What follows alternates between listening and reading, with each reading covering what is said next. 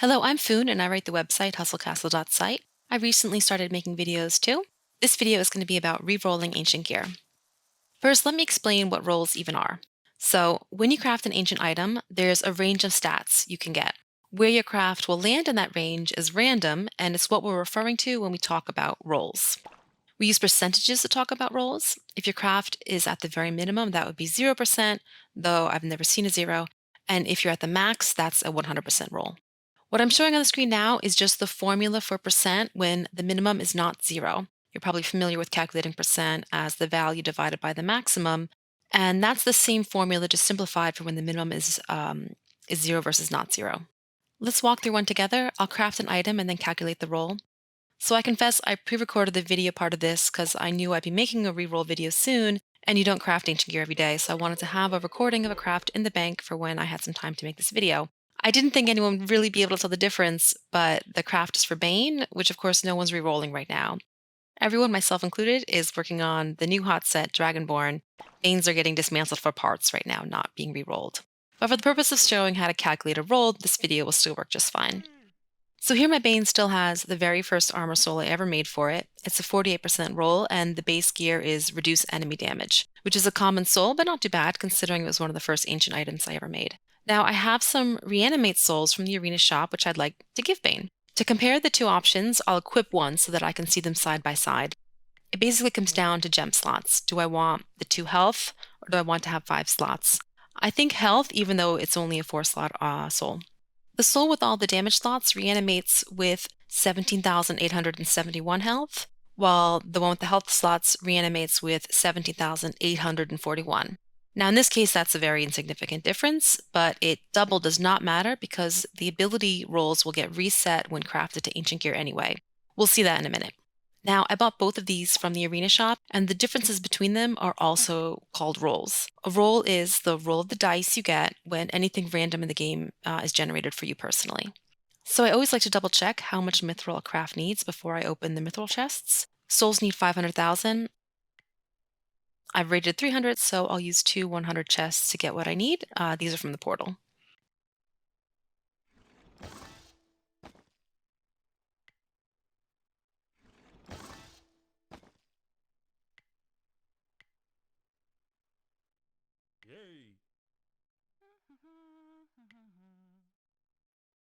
Okay, back to the crafting workshop. I picked the base gear I already decided on. You can see in this preview window what I'll get and that everything is a range. I don't know exactly how good it'll be until it's made.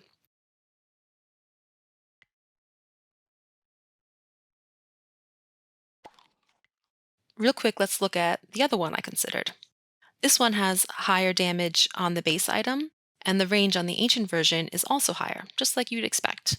This is the interesting bit that I teased earlier. The ability range is the same 19,489 to 46,065 range of health after reanimating for both of them, even though we saw the base gear has different.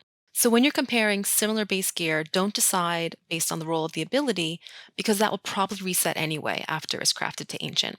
It's easy to check by just previewing both. All right, one last double check that everything is right because this is a lot of mithril and essence, and go. Now, I accidentally collected it before hitting record, but it's the same to just find it in inventory. All right, here's my new soul. One thing worth mentioning here quickly is the roll's gem slot. Crafting to ancient always adds 1 random gem slot. With this one, I got dodge, so that's part of the roll as well, but we're more interested in the percent. When I look at ancient gear, not in the comparison view, it shows the possible ranges over to the side. These are the minimums and maximums I use for calculating the roll. It doesn't matter which attribute you pick, they will all give the same percent, the value of the roll for this craft. So let's do them all. I will do damage last. So for dodge, I got 1,938, and the range is from 1,038 to 2,135. Putting it in the formula, that gives an 82% roll.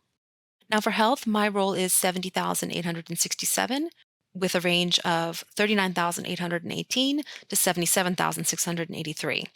And again, put it in the formula, same value, 82% roll. And how about the ability? Mine rolled to a 41,281, and the range, just like we saw earlier, was 19,489 to 46,065.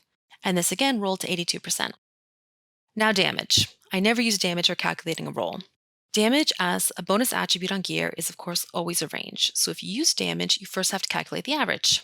5,939 to 6,665 averages to 6,302. So let's try to calculate this using 6,302 with the same formula. Okay, and the range is 3,369 to 6,795. And if we put all that in our formula, we get an 85% roll. 85 is close to the others, but it's not quite right. I believe what is happening here is that the min and max damage are also ranges. And what we're seeing is the extremes of each of those ranges. So for calculating percent, if we're using the average damage, we should also be using the average minimum and average maximum, which are numbers that we don't even have enough information to calculate. Basically, the formula that we use for percent for calculating our rolls doesn't work with damage since damage is a range. So do what I do and just don't use damage when calculating a roll. And if you've been using DPS to calculate your weapon rolls, you probably want to go back and recalculate those. And obviously don't use the gem numbers. Use these built-in attributes here, crit, armor, spell power. And on the same topic, and this is important, don't use the top number either. By top number, I mean DPS on weapon, which we already talked about, or health on armor, the big top center number. Those have values from gems, and I believe hero bonus added in, so it'll give you an inflated percent value. If you know anyone who's claimed to roll over 100, they almost certainly use the top number, and it's not really over 100. All right, that's what a roll is. The good news is you can improve your roll. The bad news is it takes a really long time. Let's establish some terminology. A craft is when you make a new armor, weapon, soul, or jewelry using 10, 7, or 3 essence respectively. A reforge is when you use this screen to change the base gear of an existing ancient item for just 1 essence and 100,000 mithril. As you can see, a reforge doesn't show a range. It shows you the exact values you will get because the roll will stay exactly the same. You'll also keep the same extra gem slot, and any gem inside will actually move over to the new item. A recraft is a craft, but it's when you craft an ancient item that you already have, still using 10, 7, or 3 essence like a normal craft, with the intention of improving your roll. The words recraft and reforge very often get confused and mistakenly used interchangeably. You can see they're very different things. A recraft is a craft, and a reforge is something different.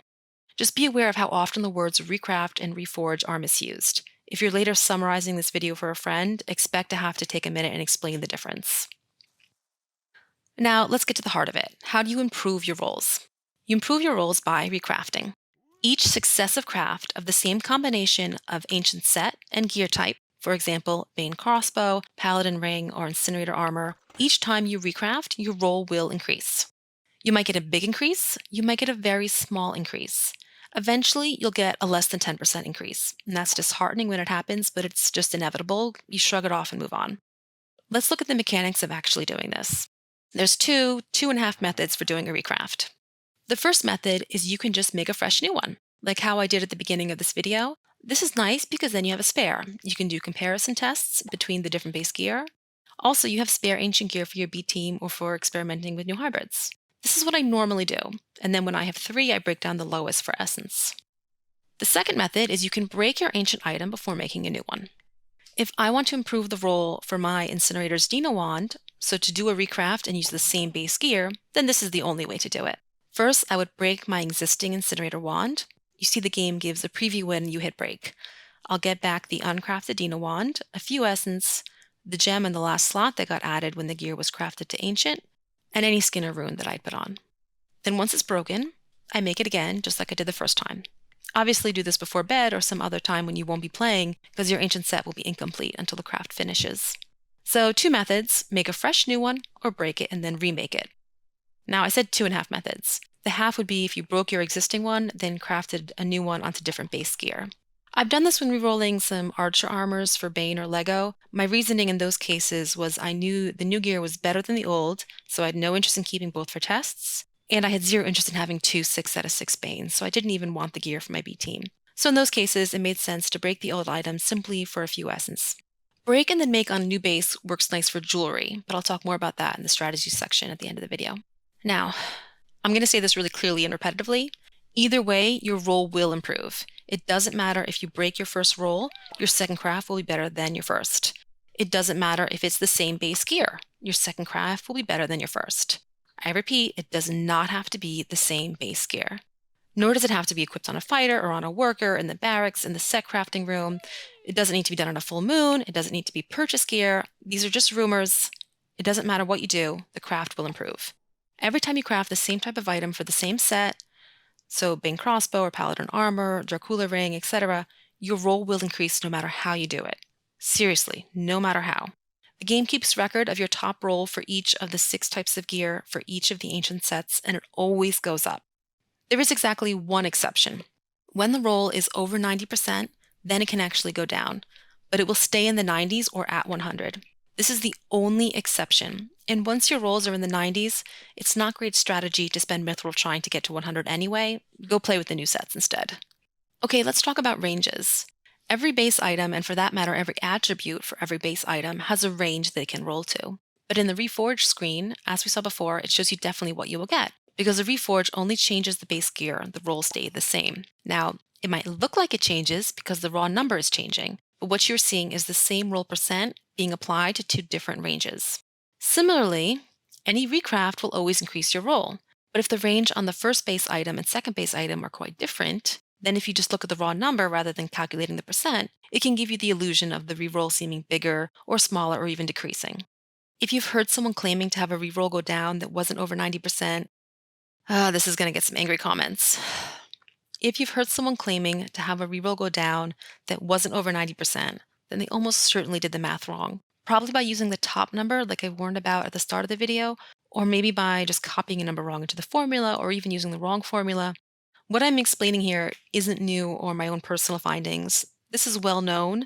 Now, the game has plenty of bugs, and maybe you will find a new one that no one has found before, but it's much more likely that just there was a mistake in the math. Moving on and away from that minefield, let's talk about the edge cases for those who enjoy the pedantic and weird, like myself. So what about ancient items that you don't craft yourself? For example, if you buy an ancient item through a special offer. And this is something I somehow never noticed until researching for this video, but these are not even really rolls per se. They're fixed and you see what you're going to get before you buy.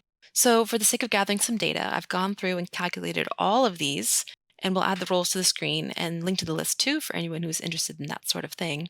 They're all very close to 70, ranging from 65 to 75. My friend Cluck had the rolls from a bunch of past offers all recorded as well. The first thing that stood out to me from that data is that it's not always the same. One month Dracula had the best roll, the next month it was Annihilator. They all change slightly within the range each time that the offer comes up. The second interesting thing was that her data matched mine, and I think we can say with confidence that purchased items all come with a roll between 65 and 75. So this is actually a really, really big reason that people buy ancient gear. You get a nice starting point for your rolls. After you purchase an ancient item, future rerolls will improve on that nice high purchased roll, same as it does for recrafts. Basically, the game saves your highest roll, whether you craft it yourself or not, and it's always building on it.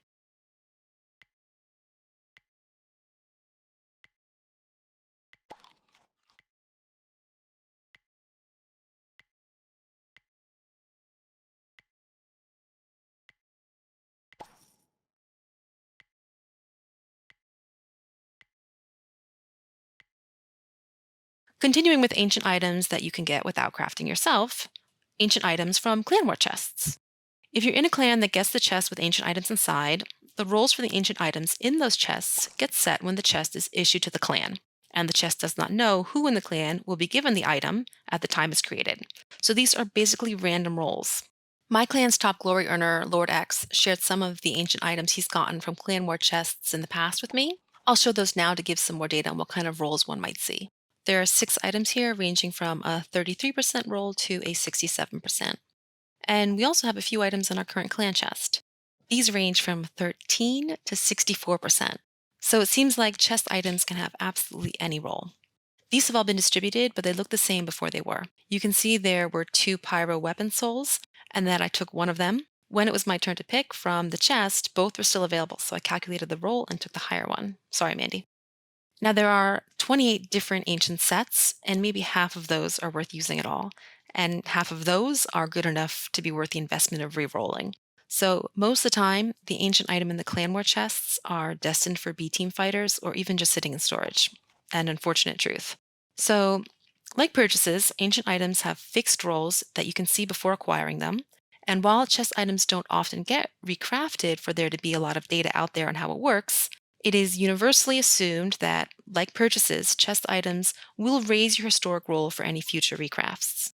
Now, all this got me thinking, what if you already had a high roll on an item and then acquired the same item from a chest, but that one had a lower roll?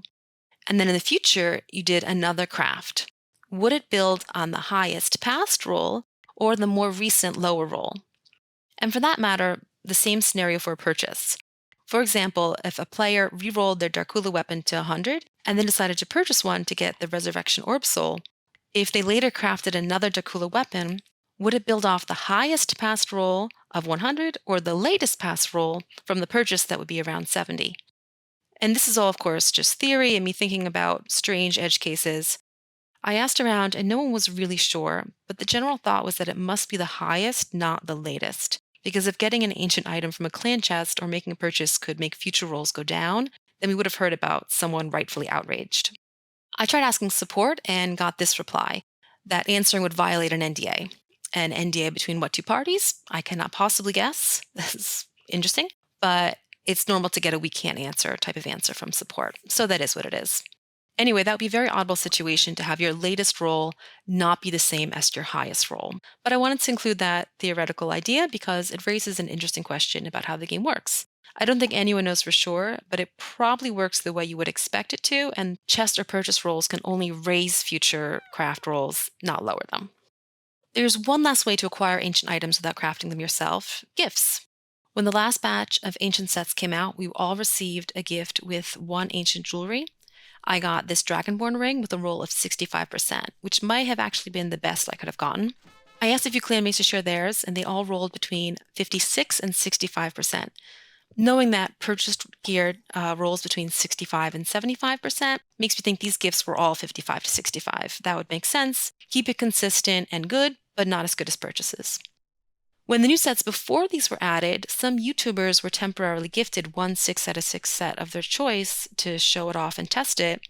These were all 100% rolls, and the rumor is that after they returned them, those who built their own started from a 100% roll, which is both cool and also what I would have guessed how it works, assuming it's even true.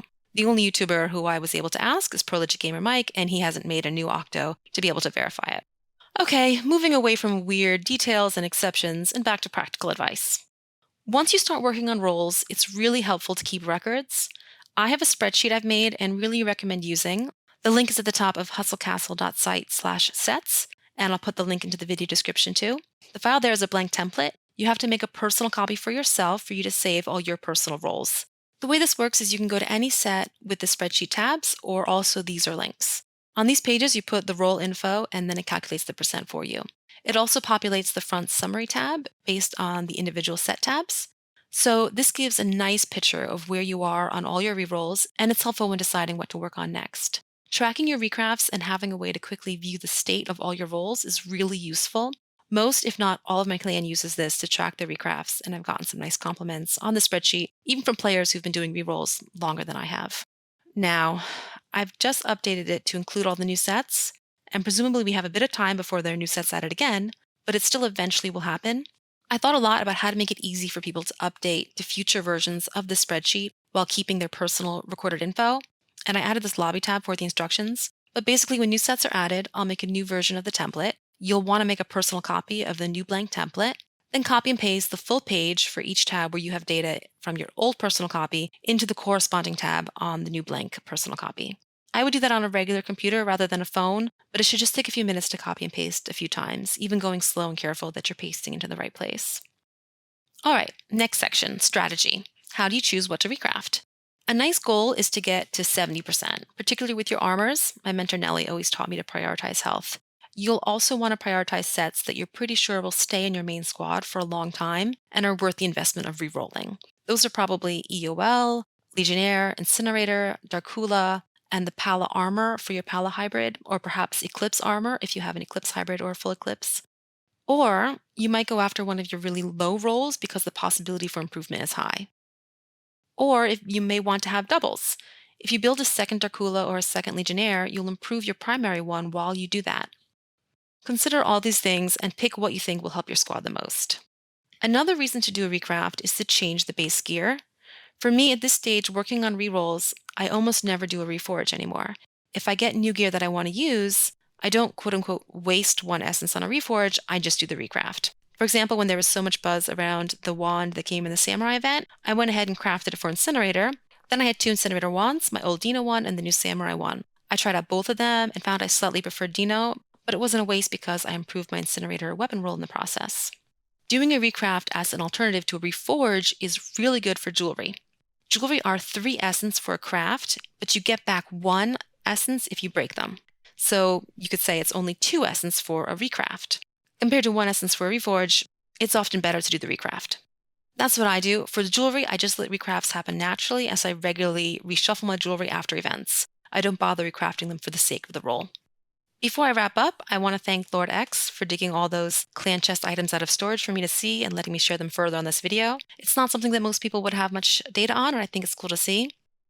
While I'm thanking people, I need to thank my mentor Nellie, who was always there a step ahead of me on learning this stuff and then patiently helping me catch up. Also for being my constant sanity check every time someone who otherwise seemed knowledgeable would speak incorrectly about recrafts. I could message her and ask, "They're full of it, right?" And she could confirm.